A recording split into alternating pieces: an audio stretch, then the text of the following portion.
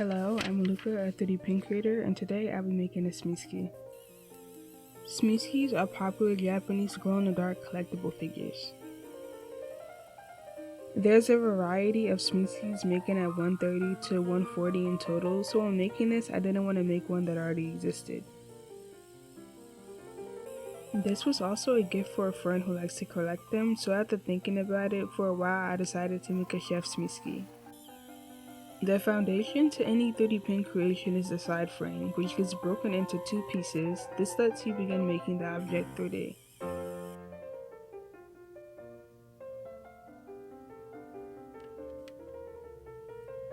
Before filling in the frame, I added the feet. For this figure, making everything at once is possible. Then the tedious task of making the frame has begun, and at this point I'm very used to this task, so it doesn't bother me as much, but I still find it very boring. Smiskis were first created in August 19, 2015, making them fairly old but still very new to me. The name is inspired from the word sumi, which means corner or nook in Japanese. You are supposed to put them in little hiding spots, but unfortunately this might not be able to be hidden. I made this rather large simply because a small one would be too short for a video and I'm not a fan of YouTube shorts. Once the base frame was almost done, I took a ladder to bend the arms in place. I decided to have Tanya, yes I named her Tanya, to be holding a spatula and a plate. Now it's time to fill it in, and I switched over to brown filament so you guys can clearly see how long it takes. For this figure, I believe it took me 3 to 4 hours to completely fill in the frame. I used to be lazy and cut corners, but it always resulted in me having to go back and fix it.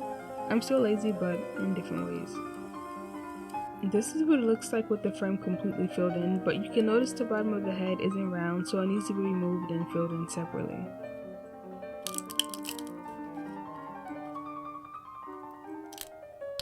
The video of me filling in the head and rest of the body got corrupted, but it's no different than what I did before. Next up is smoothing, and this is a new tip I got from my soldering iron. The angle is pointed so I can get spots better than with my Clover mini iron. I also decided to take an artistic approach and give this Smiski a butt. They don't have them, I just thought it would be funny. The head isn't very round, so to fix this, I heated it up and aggressively pushed the filament into place. Then, it was back to regular smoothing. But wait, this still doesn't look like a circle, so I needed to repeat the previous process. This time I decided to add more filament, so I put the body back together. Then it's time for face details. Yay, my favorite part. I first start with the mouth because it's easy to make and it will help me get the eyes right, and for the eyes I decided to use the same tool and it came out absolutely horrible. Now it's time for the nose, and let's hope this turns out better.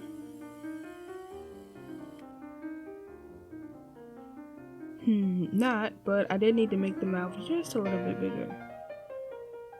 I covered up those hideous eyes and rounded out the head just like I said I would do. The nose was a bit too big for the new shape, so I cut off a bit. For the new set of eyes, I'll be using this star branding tip that I've never used before. I think I deserve some props for freehanding these eyes, I mean, come on. I'll carefully remove the excess filament with wire cutters. Be very careful, it's very possible to get hit in the eye, I would know. I went back and added some more meat to the nose. Next up are the accessories, starting with the hat. The reason I use tape to cover the head is so the filament won't stick and the shape of the hat fits the head perfectly. Making it entirely separate will be difficult. There were many styles of hats to choose from, but I decided to go with a more cartoon looking hat for Tanya. To make it look nice as possible, I divided the hat into 3 separate parts and made them all different lengths.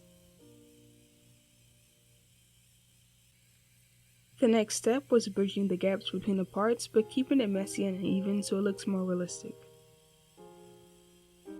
Then all that was left was filling in the frame and keeping in mind to leave some parts lower than others. Before I knew that, the hat was complete. It fits on the head. Next is smoothing. Because this hat is very small and I wanted to keep all the details, I'll be using a smaller soldering tool. I defined the creases in every section of the hat, then smoothed in the middle. This worked perfectly. After all that work, Tanya's hat was done, but I had a few more things to do.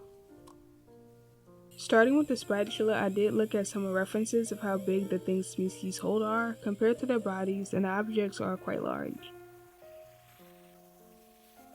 So I made the spatula pretty big. Since I didn't add many layers, I gently smoothed it out. Adding too much pressure would tear it apart.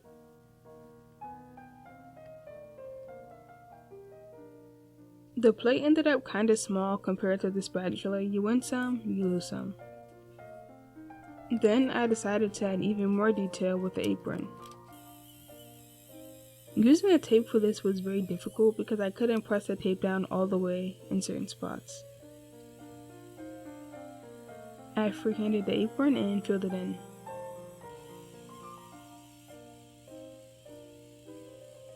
I had been working on this project for hours at this point and forgot the aprons don't close like that in the back. I used a soldering tool to smooth everything out for the final time.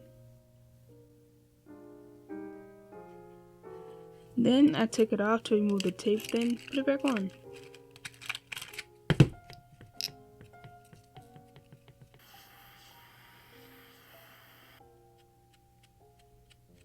Finally, it was time to sand, and I used my power tool because I'm lazy. In all seriousness, I did sand everything by hand before I bought this, and that's exactly why I bought it so fast. This drastically improves the quality of anything I make.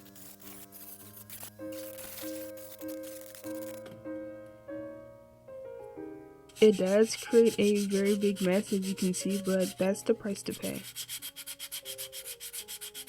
I do like hand sanding with the sandpaper sticks. It's actually very satisfying, said no one ever.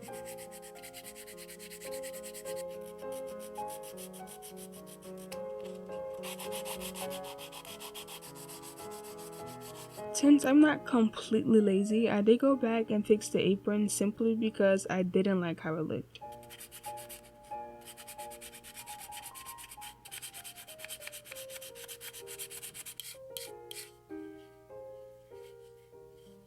This time around for the string, I decided to use the filament and tie it into a knot. This ended up looking way better.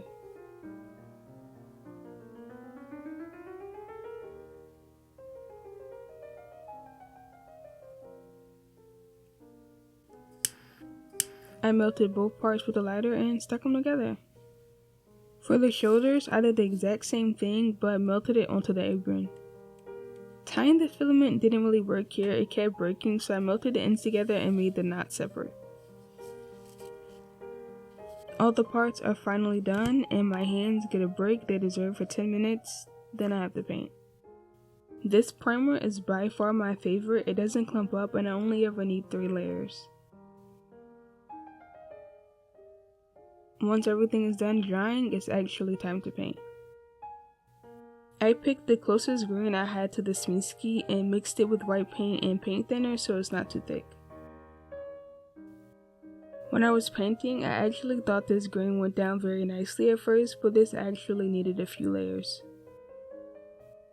This green ended up being way too dark, but I did fix it later on. It's very unfortunate I didn't realize before I painted the whole thing. You may notice the can of Coke Zero in the back as I am an avid Diet Coke supporter, but we need time apart. I bought this glow-in-the-dark paint specifically for this project and it didn't work very well. I did around 6 coats, ended up being very spotty.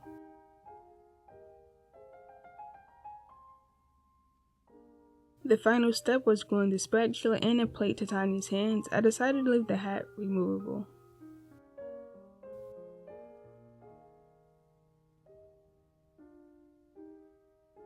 This Smiski is done. It glows in the dark. Thanks for watching.